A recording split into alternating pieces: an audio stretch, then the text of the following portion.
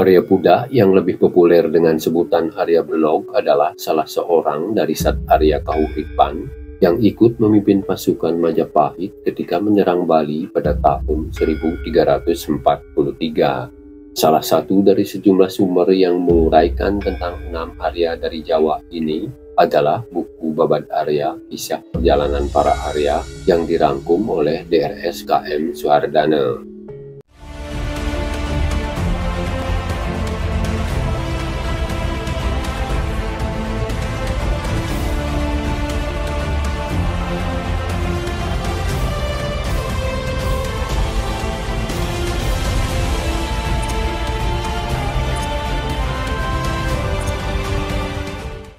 Dalam Babad Kabe-Kabe diuraikan, setelah ditaklukkan, Bali serta-merta menjadi bagian wilayah kekuasaan Majapahit. Para Arya yang berjasa dalam penaklukan lantas ditempatkan secara terpisah di sejumlah daerah di Bali. Sebagai salah seorang Arya yang ikut dalam penyerangan ke Bali, Arya Pudak alias Arya Blok ditempatkan di Kabe-Kabe dan berkuasa di daerah itu dengan rakyat sebanyak 5.000 orang. Selama memerintah di Kabe-Kabe, beliau sempat membangun sebuah tempat pemujaan di sebelah timur laut istana bernama Pura Gunung Agung. Istana atau Puri Kabe-Kabe terletak di sebelah timur jalan raya di sebelah selatan Bali Agung. Adapun wilayah kekuasaan beliau meliputi sebelah utara sampai batas wilayah Tabanan, sebelah timur sampai Sungai Busa, sebelah selatan sampai ke laut, dan sebelah barat desa Pengraguan. Setelah wafat karena lanjut usia, kedudukan Arya Blok digantikan oleh putra tunggalnya, yakni Arya Anglurah Kabe-Kabe. Sebagai Anglurah di bawah pemerintahan dalam Ile, beliau sering datang menghadap dalam di Samprangan. Seperti Anglurah dari daerah lainnya, beliau sering kecewa karena dalam Ile lebih suka berhias, membuat yang menghadap harus sabar menunggu berlama-lama. Arya Anglurah Kabe-Kabe mempunyai 2 orang putra, masing-masing bernama Anglurah Kabe-Kabe dan Kyai Buringkit. Setelah Arya Anglurah Kabe-Kabe wafat, yang naik tahta menggantikan beliau adalah Anglurah Kabe-Kabe, putra sulung beliau. Sedangkan Kyai Buringkit menjadi raja muda berkedudukan di Jero Ajeng. Ketika melaksanakan upacara perkawinan, Anglurah Kabe-Kabe mengutus adiknya Kyai Buringkit mewakili beliau datang menghadap dalam Semara Kepakisan di Gel-Gel. Ketika dalam menanyakan mengapa Anglurah Kabe-Kabe tidak datang, Kyai Buringkit menjawab bahwa kakaknya tidak sempat datang karena sedang melaksanakan upacara perkawinannya dengan Gusti Ayu Rai, putri Pangeran Kapal. Mendengar jawaban Kyai Buringkit, dalam Gel-Gel segera memerintahkan agar istri Anglurah Kabe-Kabe, I Gusti Ayu Rai, segera dibawa menghadap ke Swecapura. I Gusti Ayu Rai segera dibawa menghadap ke Swecapura. Timbul hasrat dalam untuk memberikan putra utama kepada Anglurah Kabe-Kabe. Setelah dihamili oleh Dalem, I Gusti Ayu Rai diserahkan kepada Anglurah Kabe-Kabe dengan syarat jangan dicampuri sebelum anak itu lahir, sebab itu benih dari Dalem kelak akan melahirkan putra utama. Anglurah Kabe-Kabe menjunjung amanat Dalem dan membawa istrinya pulang ke Kabe-Kabe. Setelah tiba waktunya, lahirlah putra Dalem. Mendengar berita kelahiran putranya, Dalem segera menuju Kabe-Kabe untuk menguji kemurnian benih beliau. Putra itu ditaruh di tanah dan di sekitarnya diisi nasi dan ikan. Anjing-anjing yang galak semuanya dilepas. Ternyata anjing-anjing tersebut tidak berkelahi, tetapi makan dengan tertib dan tidak mengusik sang bayi. Sang bayi juga ditempatkan di atas lubang semut yang di sekitarnya ditaburi nasi. Semut-semut keluar dari liangnya, tetapi berpencar takut pada sang bayi. Dalem merasa bangga karena benih beliau tidak dicampuri oleh Anglurah Kabe-Kabe. Sejak saat itu, putra tersebut diberi nama Arya Anglurah Agung Putra Teges. Dalem kemudian memberi anugerah, putra ini berhak memakai gapura 3 pintu, memberikan abdi ki pasak 5 kelompok, yaitu pasak Tangkas, Gel-Gel, Gaduh, Gahwaling, dan Kedangkan. Diceritakan Arya Anglurah Kabe-Kabe mempunyai putra kandung dari istrinya yang lain, diberi nama Kyai Ngurah Keladian. Sementara itu, Kyai Buringkit mempunyai putra seorang bernama Kyai Ngurah Buringkit, sama dengan nama ayahnya, tinggal di Jeruk Ajeng.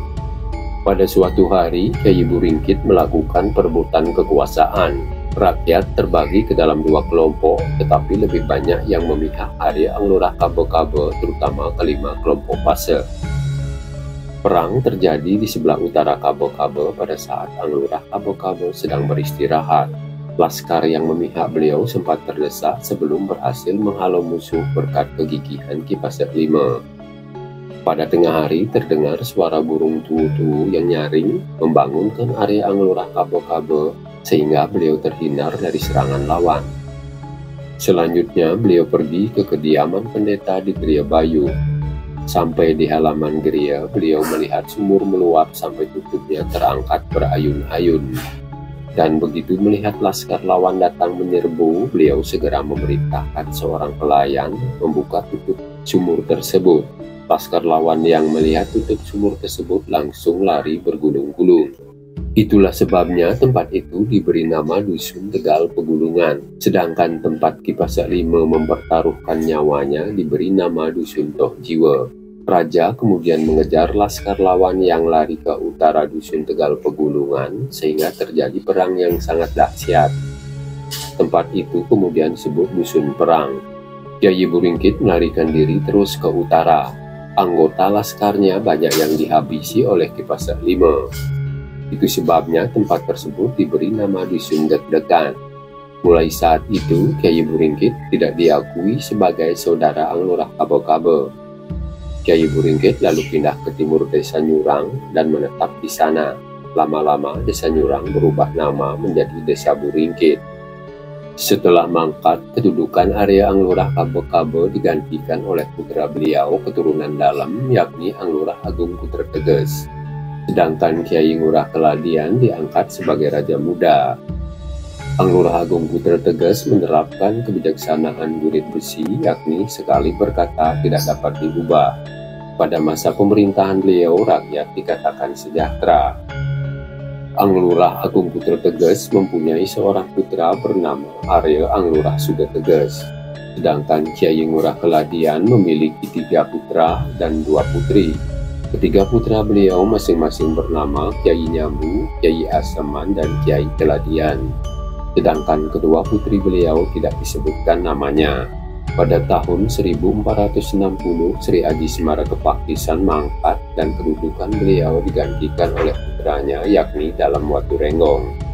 Di Kabe-Kabe diceritakan bahwa 3 bersaudara Kyai Nyambu, Kyai Aseman, dan Kyai Keladian merasa tidak puas tinggal di Kabe-Kabe karena tampuk pemerintahan dipegang oleh putra Dalam Semarakepaktisan. Kyai Nyambu berniat pindah bersama saudara-saudaranya ke desa-desa lain di mana belum ada pemimpinnya. Niat Kyai Nyambu itu disetujui oleh kedua adiknya. Namun niat itu diketahui oleh Anglurah Putra Teges. Akibatnya 3 bersaudara itu disuruhkan martabatnya menjadi kerabat jauh. Oleh sebab itu, mereka bertiga lalu pergi dari Kabe-Kabe. Kyai Nyambu pindah ke Den Bukit, Kyai Aseman menetap di Abian Semal, dan Kyai Keladian tinggal di Desa Kumahan di Den Bukit. Selanjutnya, Arya Anglurah Suda Teges naik tahta menggantikan ayahnya. Beliau memperistri I Gusti Ayu Rai Arse, adik perempuan Kyai Nyambu. Beliau juga mendatangkan seorang Brahmana, Ide Pedanda Mas Timbul, anugerah dalam segening. Ide Pedanda Mas Timbul diberi tempat di sebelah pura Gunung Agung bernama Geria Kawisunia. Leluhur Ide Pedanda juga diistanakan pada sebuah padma di pura Gunung Agung Kabe-Kabe. Arya Anglurah Suda Teges memiliki seorang putra bernama Arya Anglurah Teges. Beliau juga sempat menghamili seorang pelayan bernama Niluk Picen yang kemudian melahirkan putra Astra atau anak tidak sah bernama I Gusti Gunung dan diberi tempat di jero gunung. Setelah mangkat, Arya Anglurah Suda Teges digantikan oleh putranya, yakni Arya Anglurah Teges. Pada waktu Arya Anglurah Teges menjalankan pemerintahan di Kabe-Kabe, yang naik tahta di Gel-Gel adalah Dalam Dimade.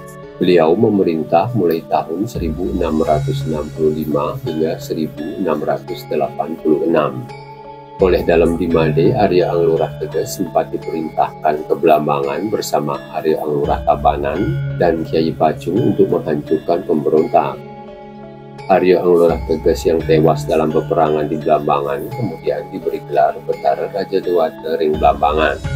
Arya Anglurah Teges meninggalkan 3 orang putra, yaitu Arya Anglurah Yuda Teges yang lahir dari Permaisuri, Kyai Ngurah Rai dan Kyai Ngurah Ketut yang lahir dari istri Penawing atau Selir.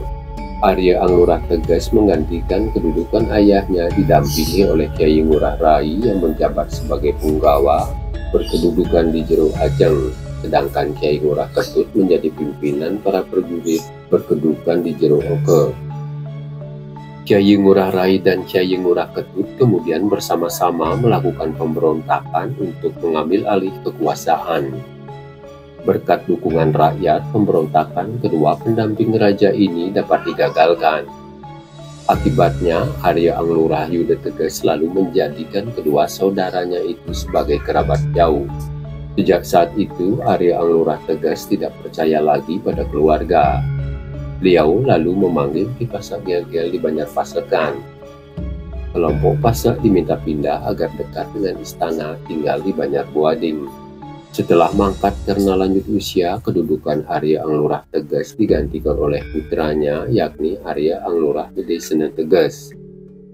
Selanjutnya, Arya Anglurah Sena Teges mempunyai 2 orang putra, yaitu I Gusti Ngurah Gede Teges, lahir dari istri pertama, dan I Gusti Ngurah Arit, dan I Gusti Ngurah Alit, lahir dari istri kedua. I Gusti Ngurah Alit agaknya lebih disukai oleh rakyat, sehingga I Gusti Ngurah Gede Teges kakaknya jadi cemburu. Pada suatu hari ketika keduanya pergi berburu, I Gusti Ngurah Alit dibencanai oleh I Gusti Ngurah Gede Teges. Jasadnya dibuang di tengah padang ilalang dan I Gusti Ngurah Gede Teges pulang sendirian ke istana. Ketika Nyi Gusti Luh Petilik, ibu I Gusti Ngurah Alit menanyakan putranya, I Gusti Ngurah Gede Teges mengatakan bahwa adiknya mendahului pulang. Ketika melihat anjing kesayangan I Gusti Ngurah Alit berguling-guling di lantai, Nyi Gusti Luh Petilik mendapat firasat buruk. Ia lalu mengikuti kemana anjing itu pergi.